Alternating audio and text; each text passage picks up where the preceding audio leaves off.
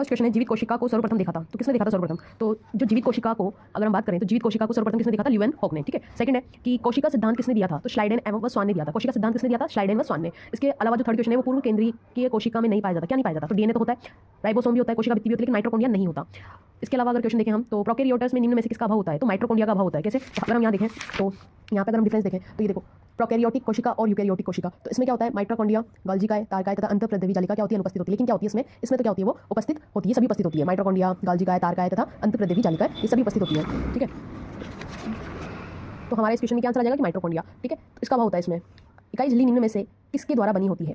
ठीक है, क्या बोला है इसने कि जो इकाई झिल्ली है, इकाई झिल्ली वो किसके द्वारा बनी होती है? और निम्न में से बोला है, तो इसके द्वारा बनी होती है, इसके द्वारा या इसके द्वारा या इसके द्वारा। तो यहाँ पे आंसर है प्रोटीन व लिपिड्स की, ठीक है। जीव द्रव्य शब्द का सर्वप्रथम उपयोग किया, ठीक है। कौन से शब्द का? जीव द्रव्य शब्द का। कौन से शब्द का? जीव द्रव्य शब्द। अब तो इसका जो सर्वप्रथम प्रयोग किया था वो किसने किया? पुरकिंजे ने, इन्होंने किया, ठीक है। केंद्रक की वह संरचना जो राइबोसोम निर्माण का प्रमुख स्रोत होती है तो वो होती है केंद्रिका। केंद्रक कला का निर्माण किस कोशिकांग द्वारा होता है? तो केंद्रक कला का निर्माण किस कोशिकांग द्वारा होता है? तो वो होता है गाल्जी इकाई में, ठीक है। अनुवांशिक इकाई क्या होती है? जीन होती है। अनुवांशिक इकाई क्या होती है? जीन होती है। माइटोकॉन्ड्रिया में मध्य में पाई जाने वाली अंगुलिनिमा संरचना तो वो होती है क्रिस्टरी। क्रिस्टरी एक क्वेश्चन यहाँ पे भी है इसका, क्रिस्टरी का अगर हम देखें तो ये देखो किस कोशिकांग में क्रिस्टरी पाई जाती है? तो माइटोकॉन्ड्रिया में। और क्वेश्चन यहाँ पे भी माइटोकॉन्ड्रिया के मध्य पाई जाने वाली अंगुलिका नुमा संरचना क्या होती है? तो वो क्रिस्टरी होती है, ठीक है। अगला क्वेश्चन हम देखें तो वो है दोहरी भारी झिल्ली युक्त कोशिकांग है। दोहरी भारी झिल्ली युक्त कोशिकांग अगर इनमें से देखें तो वो है हरित लवक। निम्न में से किस अंग पर एक कलीय आवरण में होता है? तो ऊपर सभी में होता है, ठीक है, इन तीनों में।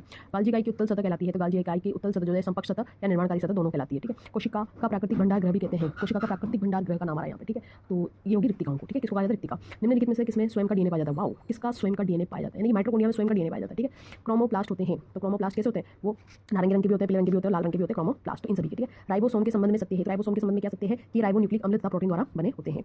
यदि किसी कोशिका में राइबोसोम को समाप्त कर दे तो क्या होगा? क्या होगा? अगर राइबोसोम को समाप्त कर दिया जाए, किसी कोशिका के अंदर राइबोसोम को समाप्त कर दिया जाए तो प्रोटीन बनना क्या हो जाएगा? रुक जाएगा, ठीक है। मूलतः मृत कोशिका जीवित कोशिकाओं से भिन्न होती है क्योंकि इसमें वृद्धि एवं जैविक क्रियाएं नहीं होती है, नहीं होती है, तो मृत कोशिका जीवित कोशिकाओं से भिन्न होती है। रीजन क्या? अन्य कोशिकाओं से अलग हो जाती है, इनके आसपास के वातावरण में परिवर्तन आता है, इसकी विशेष संगठन में परिवर्तन आता है, नहीं, इसमें वृद्धि एवं जैविक क्रियाएं नहीं होती है, इसलिए मृत कोशिकाएं जीवित कोशिकाओं से भिन्न होती है। इसके बाद जो क्वेश्चन है देखो डिक्टियोसोम्स, डिक्टियोसोम होते हैं, तो डिक्टियोसोम गोल्गी इकाई कहते हैं, ठीक है। पादप कोशिकाओं में गाल्जी इकाई होता है। गाल्जी इकाई का सबसे प्रमुख कार्य क्या है? तो ग्लाइकोसिडेशन, ग्लाइकोसिडेशन, ठीक है। इसके बाद हम क्वेश्चन देखें तो निम्नलिखित में से कौन से कोशिकांग में सरूपण तल तथा परिपक्वन तल पाए जाते हैं? किसमें पाए जाते हैं बताओ?